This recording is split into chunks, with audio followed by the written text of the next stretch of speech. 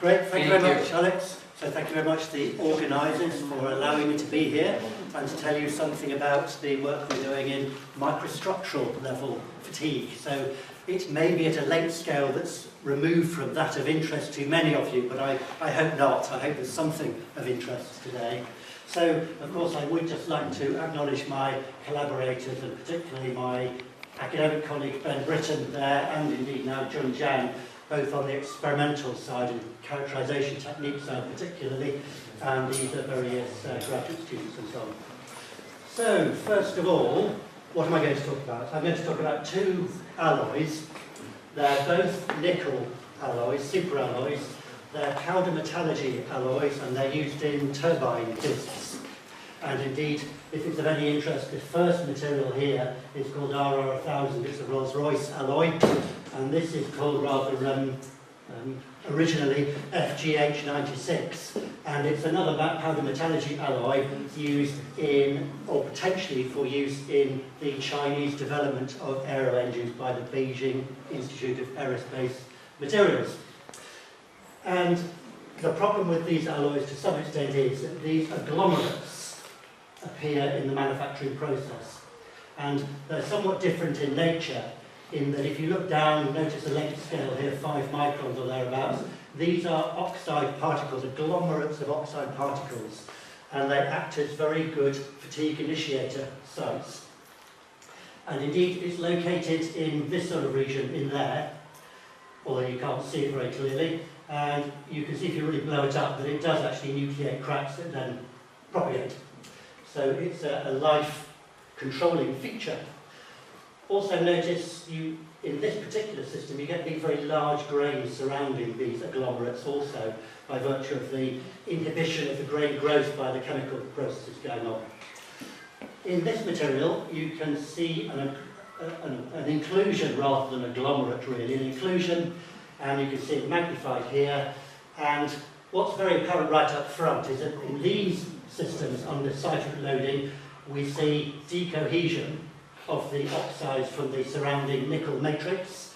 We also see some evidence of particle fracture, whereas in the other alloy here, it's basically slip-driven or crystallographic slip that develops. And I've identified here 6 locations where cracks have nucleated and grown up.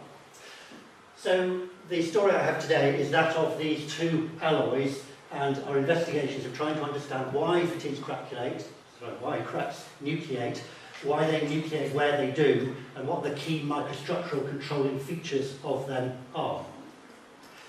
So this is a crystal level investigation very much. We're focusing in at the level of grains. So this is an FCC alloy, of course, face center cubic, and so I won't say very much about the crystal plasticity model, but it introduces perhaps what Frank is going to talk about later. But we recognise that there are clear planes, which are called slip planes, which are active under deformation, that slip is very anisotropic in these at the crystal level, and that both the plane, which you can see there, and the directions of slip are well defined by the crystallography. And provided we know what the crystallography is, in other words, we know the slip direction and the slip normals for a given crystallographic system, which we do, and we know what the slip is on a given slip system, then we can calculate what the overall strains are. Okay, now, and this is really what's being written here, this is summing up all the contributions of slip to give us the slip rate. And the individual slip system rate is prescribed by a slip rule, as it's often called, where we have the slip rate on a given slip system kappa is related to the resolved shear stress on that given slip direction system. A key property then is the critical resolved shear strength, and then there are various other properties or quantities associated with the microstructure here, which we don't really control. So, for all intents and purposes, the key property here is the critical resolved shear stress. The other properties are activation energy and activation volume for slip, but they influence the rate sensitivity. So for this material, which shows very little rate sensitivity at room temperature, they're almost ineffective. They have no role really in the processes. But the resolved shear stress, or the critical resolved shear stress, does evolve with slip. And we evolve it on the basis of there being the density of what we call geometrically necessary dislocations, and these are the dislocations that are carrying lattice curvature, and statistically stored. But in fact, these statistically stored dislocations often we simply assume to be proportional to the local slip in order to give us some hardening. Okay, so I won't say anything more about the slip rule, other than that now. So I'm going to start at the sort of very simple end. It's not relevant directly to the agglomerate alloy system I've just talked about, but to give you some confidence in what these models can do. If we look down at the single crystal level, and this is work that I did with Angus Wilkinson a few years ago now, this is a single crystal nickel containing a hard carbide particle. And it's subjected in the often thermal treatments, elevated temperature, down to cool, down to room temperature. And because of the mismatch in thermal expansivities of the hard carbide and the nickel matrix, it establishes residual stresses, of course, around the carbide by virtue of the plasticity that occurs even simply under the cooling processes. And I'm showing you here, if we measure the slip strength, the critical resolve shear stress of the matrix, and we include then the properties, the expansivities of these different materials, and we model the plasticity, then if we draw a line through this hard carbide particle, and we plot the measured strains, these are the elastic strains, from the elastic mismatch only, then we find that in fact we can measure them with high resolution EBSD, electron backscatter diffraction, and we can also calculate them from our crystal plasticity model. And we're looking here at both strains in the horizontal direction, that's what's being shown here, and strains in the vertical direction, but along that line H. And of course you can see the boundaries between the matrix and the particle by these vertical lines in there. So there was no fitting going on here. We were simply utilising the model to try to match up with the measured elastic strains. In addition to which, we can then have a look at the crystal rotations as you approach the hard particle in there, and we can measure those also from the high-resolution electron backscatter diffraction. And we can also measure this quantity called the geometrically necessary dislocation density, which, as I mentioned earlier, comes from, I didn't mention it actually, comes from the Nye tensor, where we're relating the gradients of the plastic deformation to the Nye tensor, which gives us an indication. It's not a unique relationship, but an indication of the density of geometrically necessary dislocations. Okay, so let's move to something closer to the problem. So this, in fact, is the agglomerate. You can see it in there. It's made up of hard oxide particles and also a very fine nickel grain structure. Surrounding it are these very large grains, and surrounding that still are a distribution of small grains. The agglomerate oxide particles have a given expansivity, and the nickel alloy has a given isotropic expansivity. And what we've done here also is to look at the thermal loading only to begin with, because this establishes residual stresses around the agglomerate. And this is doing a direct comparison now of crystal level modelling, which is shown on the right-hand side there. In this region there, can you just make, there's a large grain there, or in fact it'll be more like a twin, showing two different regions of crystallographic orientation, demarcated by that black dashed line. And we've calculated the stresses that are generated by virtue of the cooling, the thermal loading only, the cooling only. And we've compared that with direct measurements of high-resolution electron backscatter diffraction, and you can see qualitatively the agreement of the elastic strains, and we can look more quantitatively over here at the distributions of these elastic strains along a line B. I've labelled it in there. Along that region there, we've simply plotted out these are all elastic strains as a result of the cooling. We do have plastic deformation going on, and you can see the qualitative and quantitative agreement in that here, less good. There's no fit. The challenge here is simply to let's see what the crystal model says, and let's measure and do this comparison, and that's what we get. Okay, so we've taken this very same system, that's the very same system, and you can just about recall probably the grain structure in here. We've put it in a beam rig, a beam bending rig, and we've cycled it under R=0 type loading in order to try to generate defects, anywhere in the sample, but we're monitoring particularly the region of the agglomerate. And this whole entire region we have modelled explicitly in crystal plasticity, such that we're representing the entirety of the crystallographic orientations, the morphologies, the oxide particles are all explicitly represented.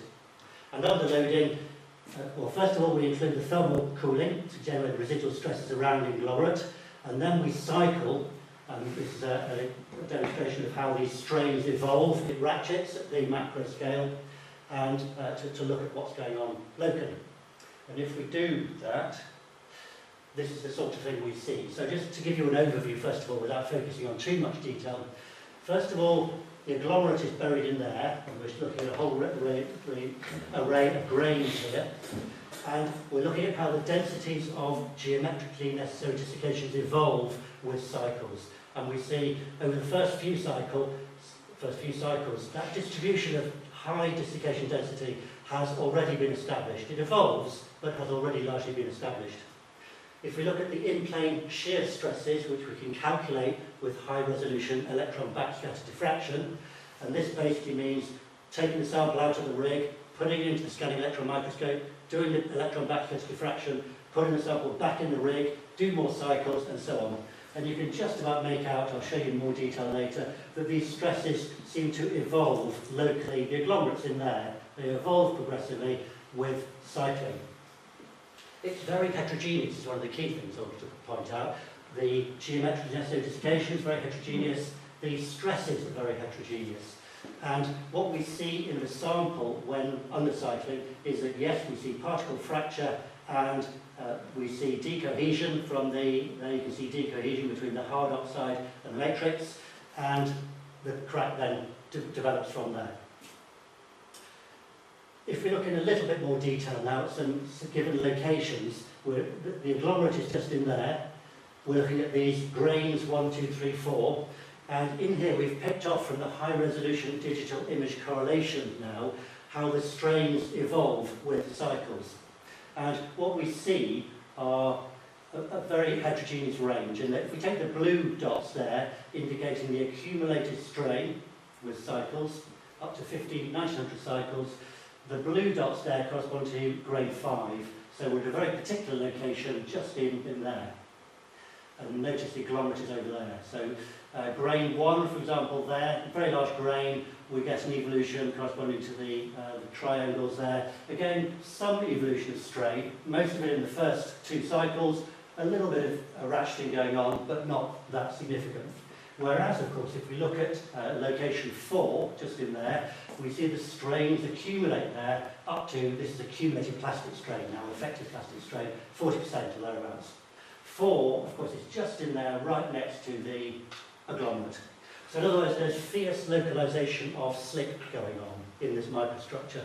And the other point I'd make is that, yes, this is R equals 0 loading, but of course, macroscopically, if that's the case, locally in the microstructure, it's very difficult to say what the loading is. Is it R equals -1? Is it R equals 0? It's different everywhere, basically. Every one of these locations, relative to where that crack nucleates and grows, has a different R ratio. And microstructural R ratio often bears no resemblance whatsoever to macroscopic R ratio. We've also just done some identification of these paths in our agglomerate region. There's the agglomerate, you can see it in there.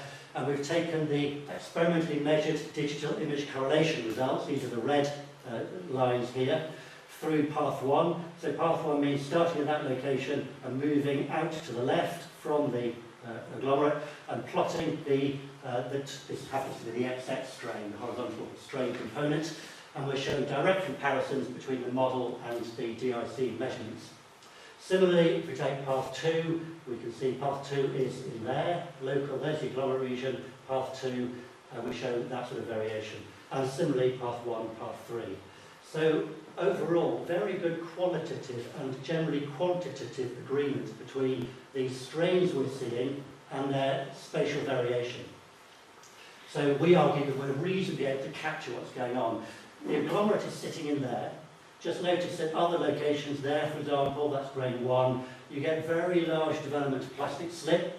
There's no sign of any fatigue cracking going on in that location. It's all driven by the agglomerate.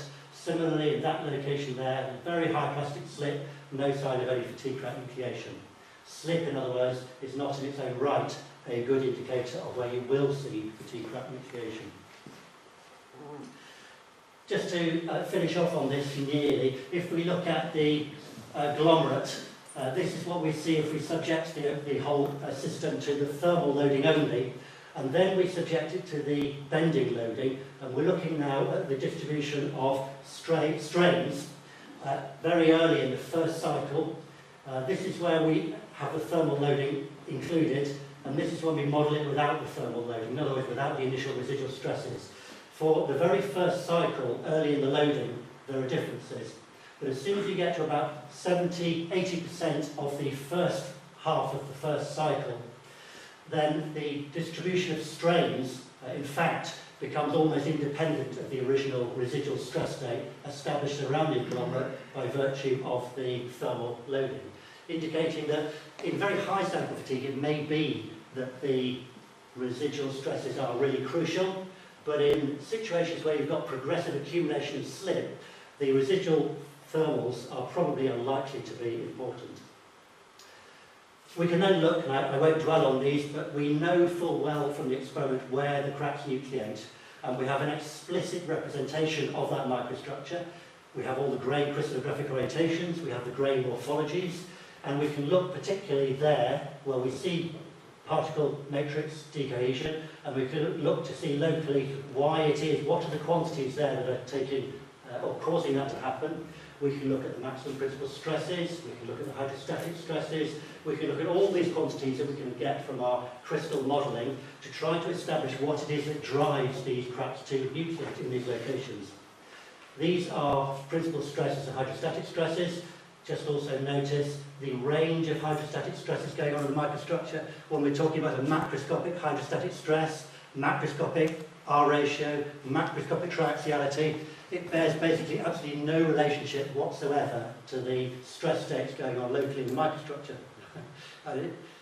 Of course, there's a superposition going on, but it's important to recognise that the microstructure is very different to what's going on macroscopically. And, okay, we can look at all these other quantities. I won't dwell on them. Accumulated plastic strain, stored energy, something I'll mention briefly later on, but let me get to the point here. We can take out, this happens to be plotting hydrostatic stress versus a quantity called the stored energy locally.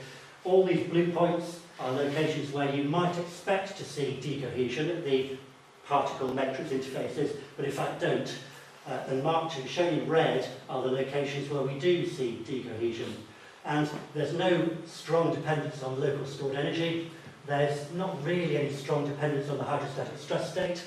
This happens to be showing the density of geometrically necessary desiccation. Similarly, no obvious relationship. The very clear relationship that did come out is if we look at the regions where, or the locations where fatigue cracks nucleate, which is in here, then in fact the quantity that drives that is the stress that is normal to the interface across the particle matrix.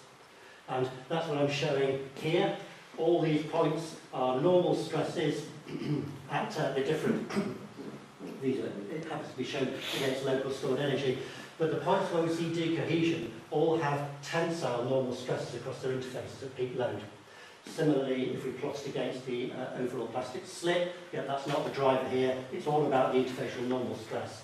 And if we look at the mean normal stresses across all the interfaces where we do see decohesion, that's that dashed line in there, then that seems to be quite a strong story. We can actually extract out what the interfacial strength is. Okay, so if we move to the other alloy system, in summary, that alloy, the fatigue crack nucleation is dominated by interfacial decohesion. In this alloy, this is the FGH96, it's rather different. Subject to cycling, we can look at what's going on at the inclusion again, and indeed in this instance we see the development of a plastic strain very locally. You might argue this is in effect high cycle fatigue because the plastic strains are really very local. In the bulk it's elastic. We see the development of plastic strains, we see the development of geometrically necessary desiccations. We can pull out the hotspots of where we see the highest geometrically necessary desiccation densities, where we see the highest plastic strains, where we see the highest stresses and so on. And indeed you might have the feeling that, well, these red hotspots, which indicate here G&D density and here stress, seem to indicate where we might expect this crack to grow. There's some linkage there potentially, but let's look at it in a bit more detail, because this sample we've also put into our bending rig, 3-point bending, R equals 0 loading. In order to drive it to fail, we've progressively increased the numbers of cycles, and we're looking very locally at what's going on here, where the entire microstructure around the region has been explicitly represented in the crystal plasticity model. First of all, is the model any good at reproducing local quantities that are measured? This is the agglomerate region. This is where we're measuring the strains. I'm showing the average DIC measured strain, and I'm showing you the average calculated strain from the crystal plasticity model. So overall, very good qualitative agreement. But then we can look very locally at individual grains in this structure. We can pull out from the high-resolution digital image correlation what the strains are at each of these locations, or indeed all of these locations, and we can plot them out directly as they come. And this is location 1, for example, down there. We see a 5% strain evolution, and we get generally very good qualitative and in some cases quantitative agreement. That there, by the way, is grade 5. Grade 5 is in there. There's basically very little plasticity developing here. These are very low strains and hence what appear to be big oscillations. And you can see the progressive accumulation of strain going on during the deformation. Okay, so with some confidence we know what's going on at the interface. We've now looked at this agglomerate and drawn a perimeter around the entirety of it, and we know where the cracks nucleate, and we can pull out interesting quantities. For example, we can look at accumulated slip, we can look at stress, and so on. First of all, we can look through these microstructural regions and compare high-resolution EBSD calculations or measures of the G&D densities, and we can do a direct quantitative comparison between the model and the experiment. We can then move on to look locally at the locations where cracks nucleate, and we can calculate what the local slip is. We can see, in fact, that the calculated slip activity coincides with what is observed in the experiment. We can quantify what the magnitude of a slip is going on when we see this crack nucleating, and we can do that in all these cases. And basically in all these cases, the slip is the crack nucleation is crystallographic, and you can see in these locations the cracks nucleating and growing, in some cases very clearly with respect to the crystallographic orientation of the adjacent grain. So, right, I think I've got about 5 minutes left, haven't I? So, where's Alex? He's over there. Right, yeah, right, I'm going to skip that. Actually, I won't skip that entirely, very briefly. At this scale, we're seeing that, yes, there's local shakedown, crystal plasticity, elastic shakedown, plastic shakedown, ratcheting, grain level ratcheting leads to increased accumulation of slip. Not all fatigue crack nucleations coincide with high stress, not all with high slip, not all with G&D densities. Well, there's another quantity which I haven't got time to explain now. It's a stored energy quantity. It's an elastic stored energy. It's a small proportion of the dissipated energy which goes into circulation structures. It has been published, so I'm not going to dwell on it now, but I'm going to show you what we see. When we unzip this perimeter and look at all those quantities with respect to where we see these cracks, this is what we see. So this is it happens to be one stress component. I've labelled where all the cracks are, crack 3, crack 4, crack 6 and so on, and it's not very apparent, and certainly a lot of other evidence makes it absolutely clear that the crack nucleation sites bear little relationship with the local stress states. And we've done this in single crystals, in oligocrystals, in polycrystals and agglomerate systems in these nickel alloys. The G&D density, you might argue, shows a slightly better, stronger relationship with the presence of the cracks in terms of the magnitudes of G&D densities, but there are some outliers which make you think it's not the most important factor.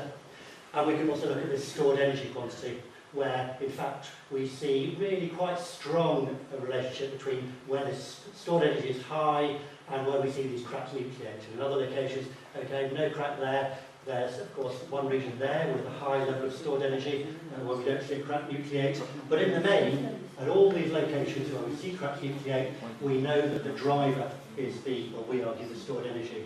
The stored energy, by the way, does depend upon the stress. It also depends upon the G&D density, but these two quantities in their own right will not identify the location of fatigue crack nucleation. Okay, so to conclude, In these two different alloys, one of them shows fatigue-crack nucleation by decohesion, and one of them shows fatigue-crack nucleation by slip-driven crystallographic cracking.